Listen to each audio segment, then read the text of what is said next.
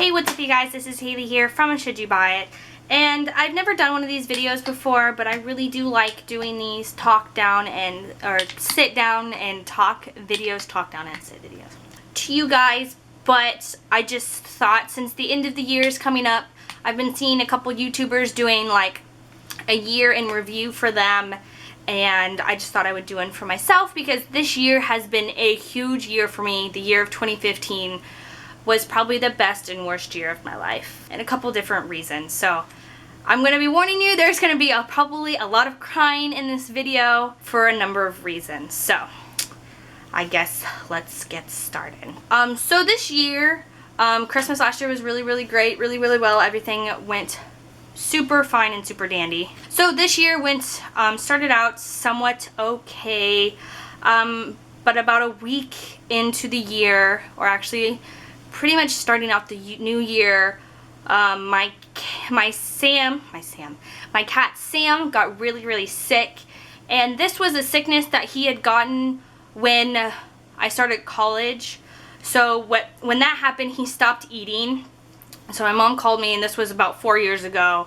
So I drove down there in the middle of the night, you know, through the highway, going God knows how fast. And I got home so I could pick him up from the vet the next morning. So, you know, I got home and I essentially got him to start eating again. And I believe that saved his life then. See, I told you. So this started happening again. So we went essentially on the same steps that we did last time. We went and we bought him his favorite food. We went and we got him treats and everything. It seemed like nothing was working.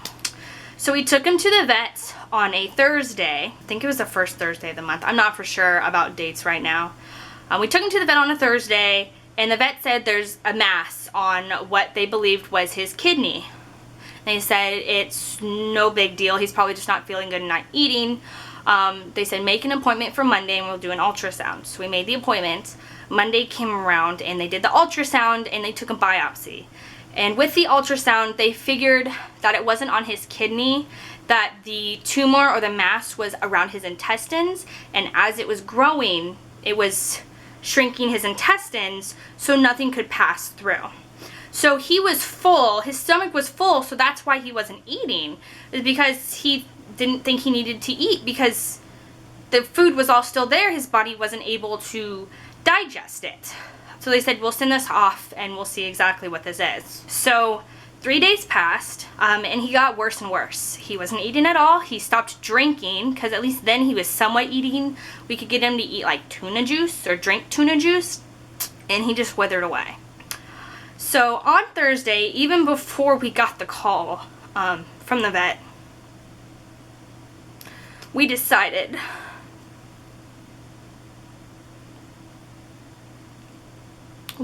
to put him down. So we went to the same vet that did his ultrasound, and when we were there,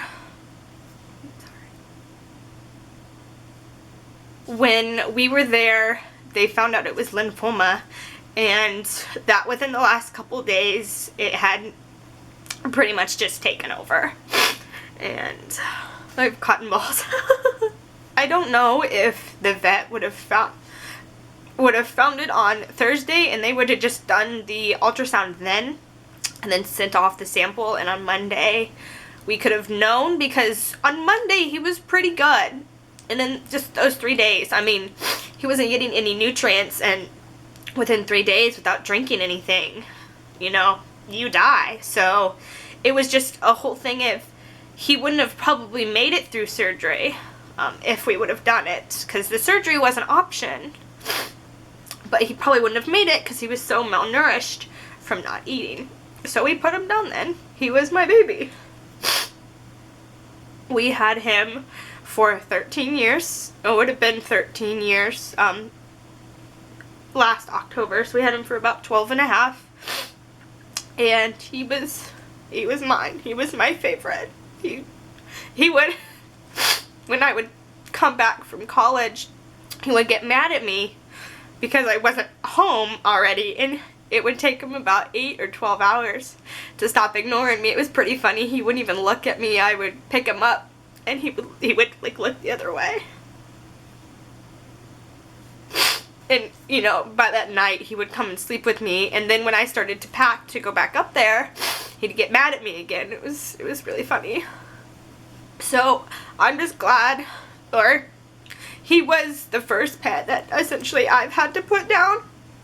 I mean, I've had pets have to be put down throughout my childhood, but this was the first one that I was there for, and that affected me so much. Maybe because I am an adult or something, or just because he was mine, but I'm just glad. I'm just glad that the last words he heard were mine. And that I told him it was okay to go and that I loved him. I'm just glad I was there for that, even though this is heartbreaking, but he would have suffered, and I don't want that to be to any animal or anybody. I don't want them to suffer, because that's not living anymore. Because I saw him suffer for 3 days, and I just couldn't do it, and my mom couldn't do it, my stepdad, we just couldn't let him suffer anymore. So, after that, I actually stayed a week late from when I usually give myself a week before starting school back up again to kind of just get into the gist of things. But that was happening that week, so I left that Friday to go back to school on Monday. And I think, for me, the hardest part of all of that was, for me, thinking about it now, I was just leaving the situation. When I went up to school, it seemed like nothing had changed. It wasn't that I would have saw him every day, you know, and I think that hit me because I didn't realize he was gone, but I knew he was. And after that, and after I somewhat realized that, I went into a little bit of a depression because of it. And I did find a lot of websites with some chat rooms that really did help, and if I can remember any of those, I'll put a link down below to those.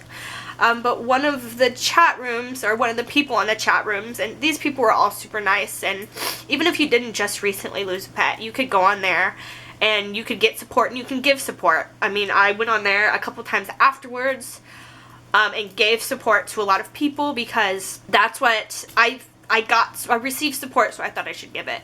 But someone in that chat room told me that what they heard, or what somebody else told them, is in any kind of loss that's somewhat so sudden like that, to write them a letter.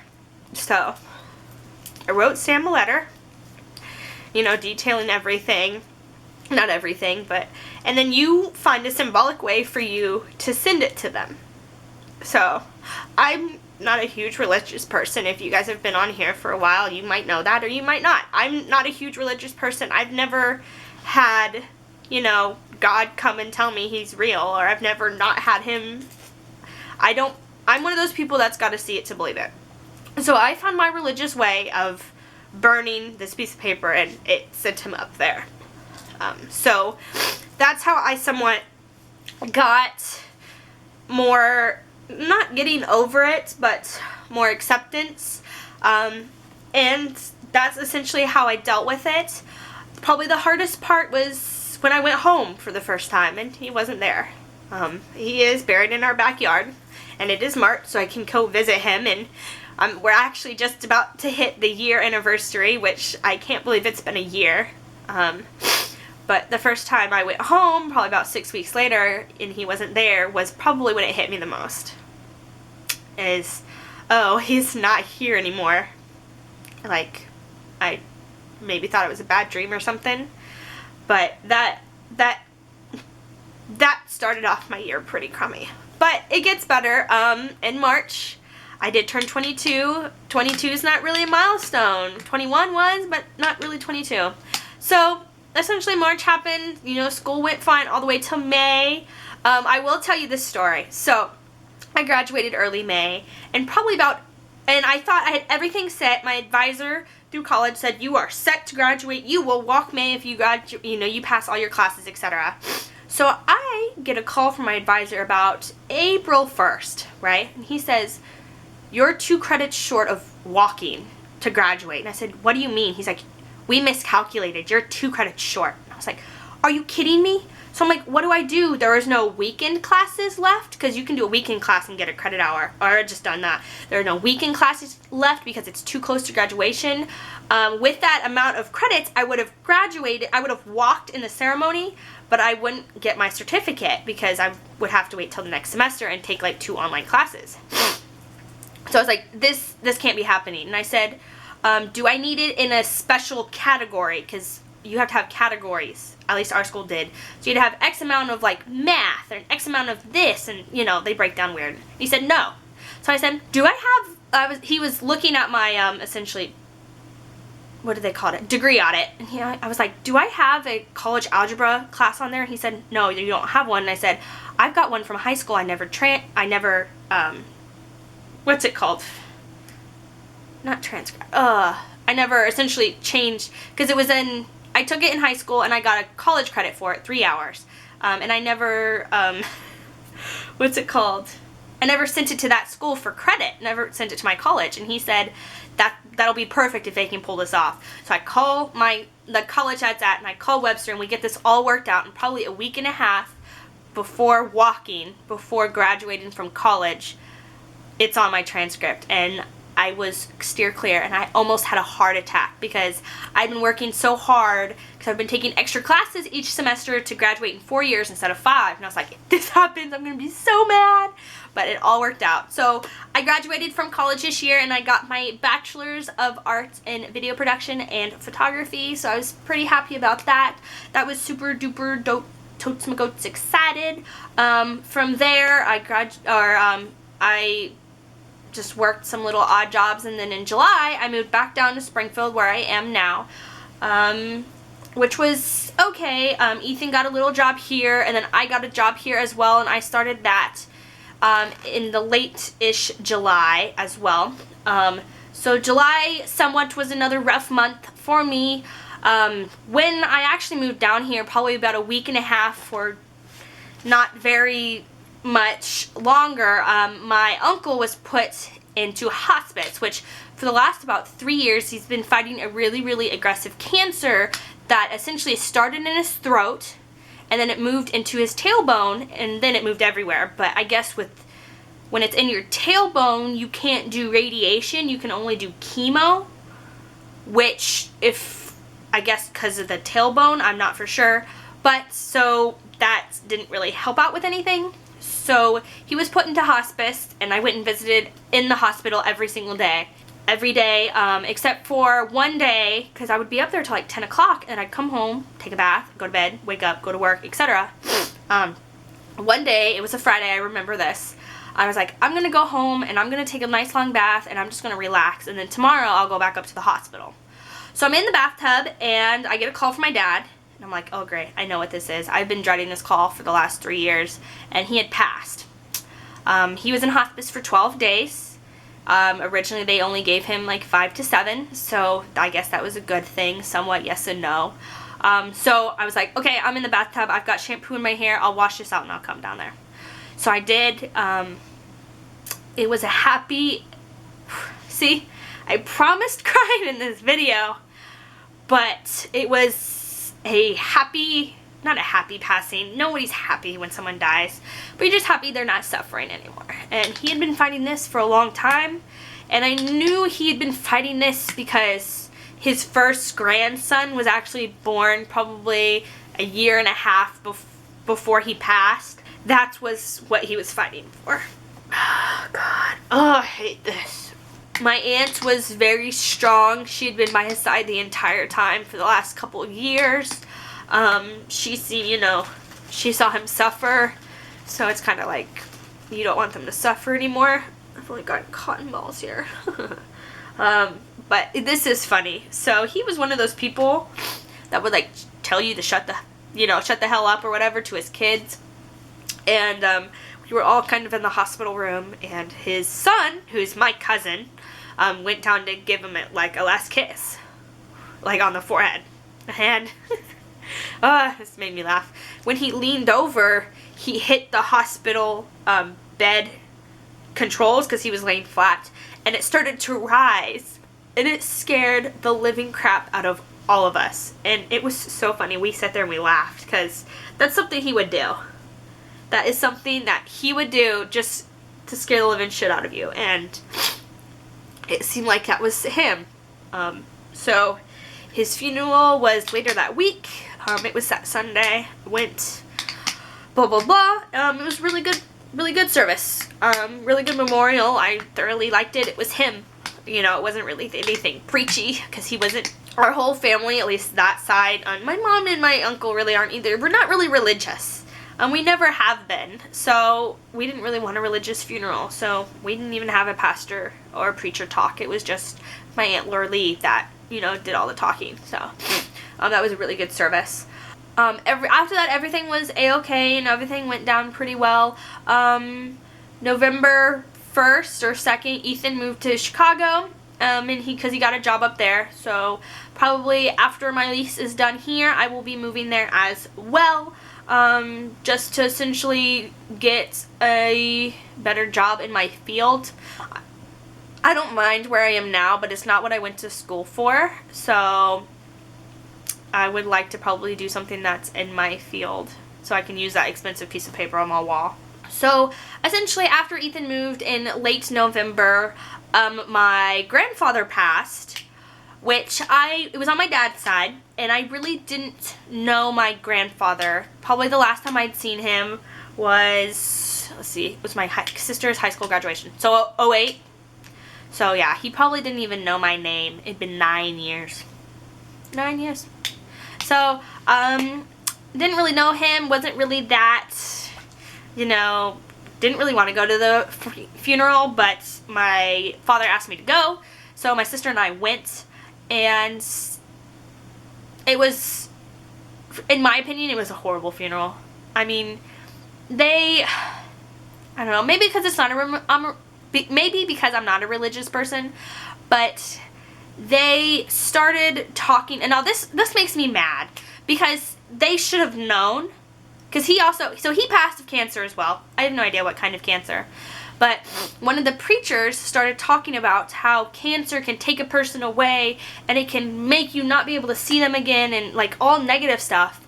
And everybody on, you know, this side of the oxen rider line was okay until he started talking like that, and then my aunt just lost it. Their 3 sons lost it in that room because they had literally less than 5 months before that, less than 6 months before, they had lost their father to this really, really aggressive cancer. And it was, you don't say that in a funeral. You do not say that, because what if other people, I mean, even if he hadn't passed and it wasn't really, I mean, connected, what if somebody who was there as a friend had recently lost their mother or their father or their friend or their brother or their sister or their child to cancer? That's just something you don't really say in a funeral type setting. And it was a very preachy funeral. I feel like if someone would have said, I give my heart to Jesus, they would have pulled out a bucket of water and baptized him right then and there. So I didn't really like the funeral. It was military as well, so they buried him and they did the shots and all that. And that part was really cool. I've never been to a military funeral, so it was pretty cool. So after that, life went pretty well, except for on December 28th, I had I would consider him a classmate. I had a classmate pass, which the weirdest thing is every year, starting in 2011, we've had a classmate, or a graduating, actually someone I graduated high school with, like same school and everything, pass. We had 2 in 2011, 1 in 2012, 1 2013, and 1 in 2014. So that's 5 people in 4 years. So 2015 was here and we're like, oh, we haven't had somebody, you know, thank God for this. And then this happened. So he essentially makes number 6 in 5 years. It was, for me and for people that weren't directly connected to the situation, it was a huge shocker. But he actually in middle school was hit by a car and put into a coma due to severe brain damage. And he's been in that coma ever since. And they didn't really expect him to survive that. but he did. He survived these years. I believe it was in '07 when this happened, so 8 years. He's been essentially fighting this. More than 8 years. I think 9 years. 9 years he's been fighting this, maybe. So I was severely shocked when I heard about this. I'm going to the visitation. I probably will not go to the funeral because that's probably going to be more of a private matter. But I will be going to the visitation because I did essentially know him. We weren't like best buddies, but you know, I did know him, and I probably want to pay my respects, you know, to him and his family. So my year actually didn't end that well. Christmas was really good, but then, you know, that happened. So I was hoping, I hate to say it like this, I was hoping we could go a year without somebody dying and that I knew or in my class, but someone did tell me that deaths always come in sets of 3, and for me that was actually true this year. But this was actually just the first year that I not knew someone, that like a family member had passed or an animal that was close to me had passed. You know, this was the first year, and this year also, like, I'm not financially dependent on anybody. I pay all my own bills, I pay my rent, I pay everything. So I believe this year I grew up a lot, and I believe some of it I was forced to do. Not in a bad way forced to do, it's just life happened and I needed to do something. So, yeah, so that was my year in review, and this is honestly the best and worst year of my life. I have not had more of a stressful year in my life, just trying to deal with being an adult and just dealing with everything. So, if you guys actually, you know, want to leave any comments down below on how your year went, or if you have any questions or anything, I'll make sure to leave all those links down below if I can find that website again, for the essentially passing or mourning, you know, tips or whatever. I'll try to find that again. I don't know if I can find it or not, but I will try for you guys. So thank you so much for watching this video. If you liked this video, hit the like button. If you dislike this video, hit the dislike button. And leave me a comment down below on why you liked or disliked this video. You guys know what to do, so don't forget to hit that subscribe button. Join the Savings Army. Never pay retail again. I love you guys, and I'll see you guys later. Bye!